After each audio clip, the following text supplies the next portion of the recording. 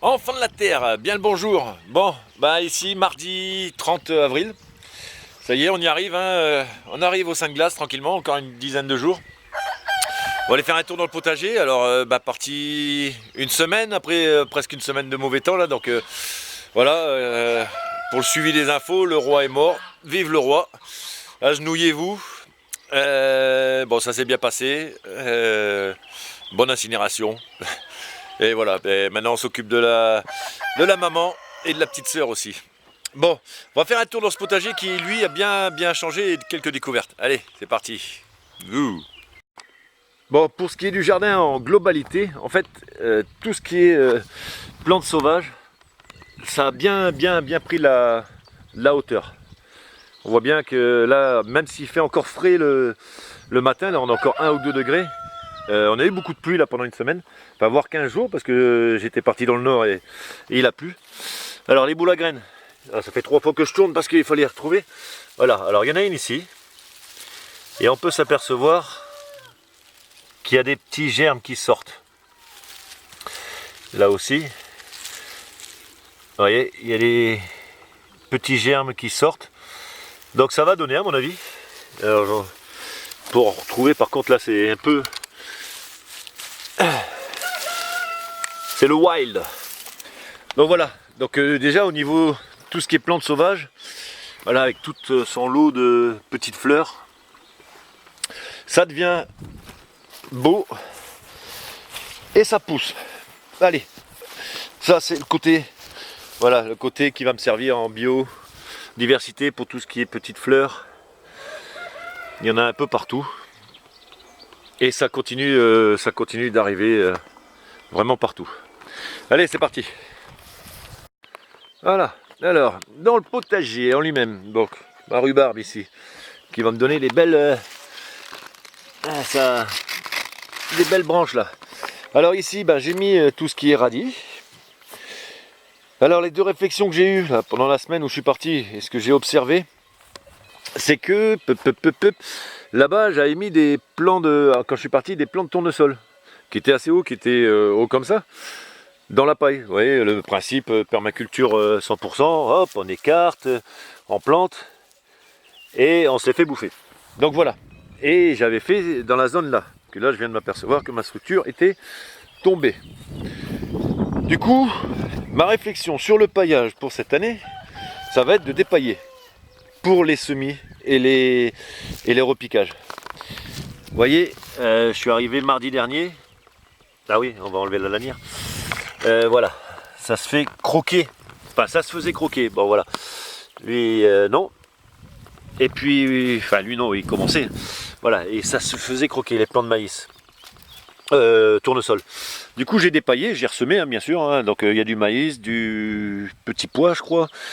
Là-bas, c'est des betteraves. Et ici, on a encore des radis et des carottes. Donc, j'ai dépaillé. Et depuis, voilà, ça fait une semaine, il n'y a plus rien. Tout se passe bien.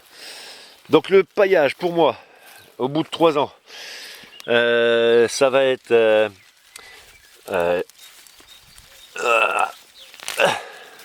oh putain, et voilà, je vais venir chercher mes radis aussi là. Je vais faire ma petite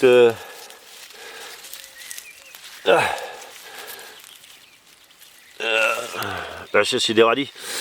Donc je crois que ceux-là je vais les replanter dans un coin pour en faire des porte-graines. Donc oui, revenons à nos moutons.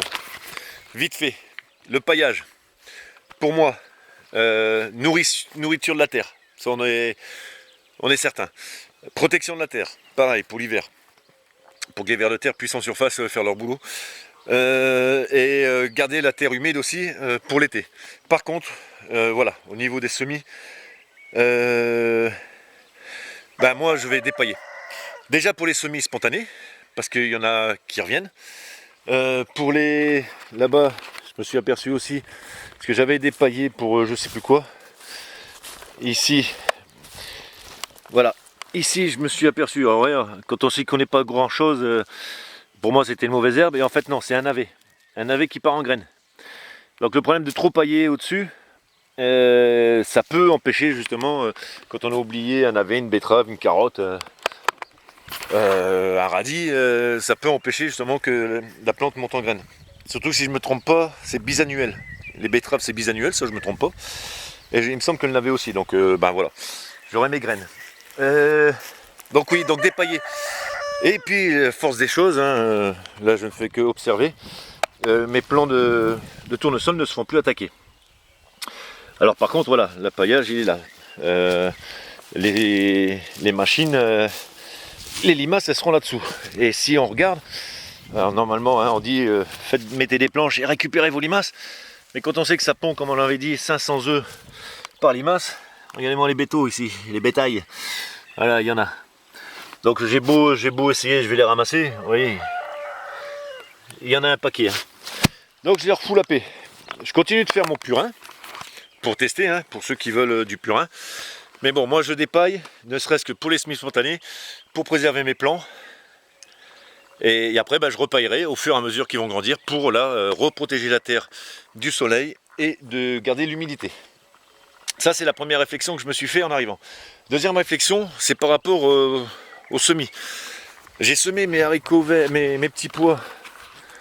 Hop, là j'ai refait pareil, une petite parcelle, vu que j'ai rebouché le drain, du coup j'ai semé avant de partir. Donc radis, oignons. Ici, voilà, mes petits choux là, la scarole, la laitue, la poirée et la ciboule. Bon ici voilà, les fraises qui montent, qui donnent des fleurs. Et voilà, ici aussi, il va falloir que j'ai un peu de radis à récupérer. Et du coup pour éclaircir pour les carottes. Donc on va récupérer. Oui, donc les petits pois, voilà, ici vous voyez la taille, et ceux-là ils ont été mis vraiment, fin février je crois, j'avais même mis un tunnel. Et ceux-là sans tunnel, avant de partir, là, donc il y a 15 jours, 3 semaines, voilà, ils sortent déjà. Et je pense qu'ils vont vite monter, ils vont vite rattraper, ne serait-ce que ceux-là qui ont été mis au mois de mars. Donc oui, moi je pense que ma saison, et en sachant qu'en février on a eu très beau temps pendant 15 jours, voilà, c'est mi-avril, fin avril, commencer à planter vraiment tout ce qui est, même les petits pois qui sont, paraît-il, ne sont pas frileux, les petits pois et les feuilles.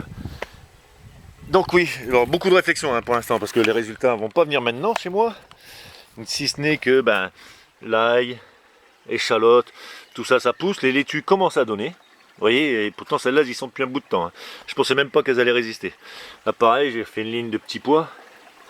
Et là-bas, pour pas que ça reste nu, j'ai ressemé alors à la volée navets, radis, carottes, peut-être des fleurs, je sais plus. Donc voilà ce que donne le potager pour l'instant, fin avril. Ici, pareil, des choux, voilà, qui se font croquer. Hein. C'est un truc de malade. Donc, et là-bas, du coup, j'ai dépaillé et j'ai refait une ligne de... Merde, je sais plus quoi. Je crois que c'est des...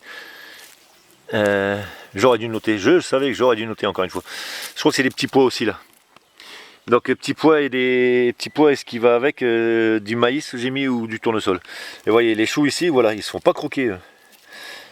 Donc pour ma part, hein, n'est-ce pas, dans cette région, le paillage va être enlevé avant la plantation.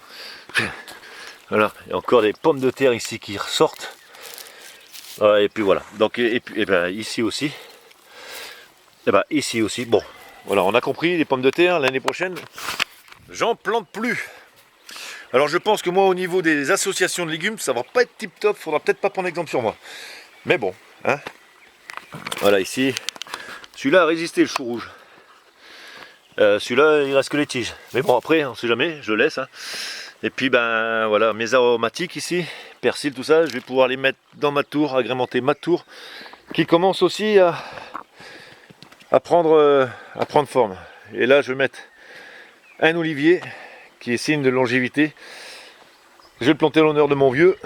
Voilà, comme ça, je penserai à lui quand je verrai l'olivier. Et puis c'est un beau symbole, surtout l'olivier. Et puis voilà, ici à l'extérieur, hein, parce que voilà, un beau chou encore, et celui-là part en graines, donc je l'ai tuturé. Et puis mes salades qui partent en graines, et ceux-là je les laisse partir en graines. L'objectif cette année, c'est vraiment pas se planter dans la récupération de graines. Et puis après, voilà. Ça c'est du bambou que j'ai récupéré encore, il va falloir que je le plante. Puis après il y a tous mes fruitiers là que je vais devoir mettre un peu partout, j'en ai déjà mis. Hein. J'ai déjà mis des petits pommiers ici. Et puis ça va être assez dense quand même au niveau, on va en mettre là-bas, ça va être assez dense, je vous expliquerai. Et là-bas, je vous expliquerai. Voilà les amis. Allez. Ah bah. Ah, c'est mon cancer qui me reprend. Je vous fais un petit bonus sur ce qu'il y a dans la serre, ça vous fera rigoler. Allez, bisous. Bon allez, un petit extra, un petit tour vite fait rapide dans la serre. Voilà, pour montrer les petites tomates là qui commencent à donner des fleurs. Sur celle-là, le deuxième plan là-bas qui contrôle le poteau, pareil. Des haricots qui poussent. Hein, oui, c'est des haricots jaunes, vous le voyez bien, des petites fraises. Voilà, tout ce qui est courge, ça a résisté. Je me suis même permis de mettre de la courgette là. Là, encore une courge. Encore une courge. Bon, les salades, là, je vais venir les chercher parce qu'elles vont monter. Voilà, encore un plant de tomates ici. Il y en a un dans les salades. Ici, c'est des navets, des petits navets. Donc, je vais pas tarder à en prendre pour dire d'en avoir des petits quand même. Voilà, encore une belle, un beau trio de courges qui poussent là. Voilà, encore un plant de tomates ici. En fait, je découvre... alors, j'ai remis des haricots verts. Enfin, jaunes. Hop. Alors, vite fait. Voilà, mes gousses de petits pois là qui commencent à grossir. Et puis voilà. Donc, et puis, petit champ de pommes de terre. Donc ça c'est vite fait la serre, voilà, deuxième plant de tomates qui donne aussi des fleurs. Et encore des haricots jaunes, courges, et là-bas, courgettes de Nice. Donc, et puis les choux. Bon, par contre je me souviens plus ce que c'est comme chou et je sais même pas ce qui se mange là-dessus. Donc au pire ça fera de la biodiversité dans la serre. Voilà les amis, je voulais terminer quand même sur un truc positif, enfin positif, pas forcément positif, mais bon, ça pousse quand même dans la serre. Là, je suis un peu en avance là, avec les haricots, par rapport à ce que je devrais faire dans le Cantal, hein, à l'extérieur. Donc ouais, et surtout les courges, et les courgettes. Donc voilà, allez, je vous embrasse tous bien fort, en espérant que tout se passe bien pour vous. Il va faire beau, on y approche, ça arrive, les 5 glaces là, on va pouvoir en mettre dehors. Et puis même s'il y en a déjà qui ont déjà planté dehors. Ah ouais, ici aussi. Ça me fait délirer, récupérer les graines là, ça commence à se former. Allez, un gros bisou, et puis prochain coup je parle un peu de mes fruitiers, parce que je vais les sortir et les mettre en terre. Allez, bisous, bye.